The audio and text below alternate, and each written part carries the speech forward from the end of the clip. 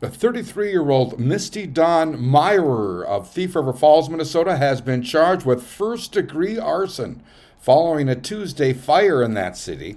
Reading directly from the criminal complaint, this is what allegedly happened, with the names of officers and others omitted.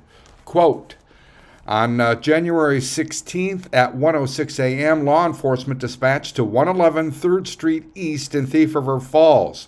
Upon a report by a man that his girlfriend, identified as Misty Myhrer, the defendant, had lit the place on fire and that the fire was now out, but the defendant was attempting to leave.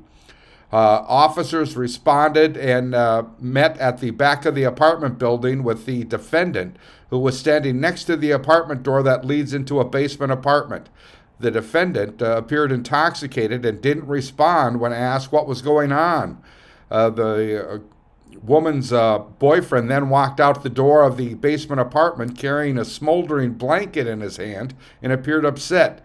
He placed the blanket in the snow and asked the sergeant to come downstairs. Upon walking downstairs, the sergeant observed that it was smoky and the lights were out. There were two juvenile boys in the apartment at this time.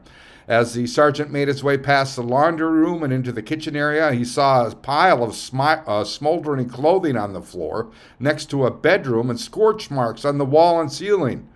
The man stated that the defendant had been out drinking that night, and when she got home, she was intoxicated. The man was watching a movie on TV, and the power went out. He then noticed in the TV's reflection a fire burning in the kitchen.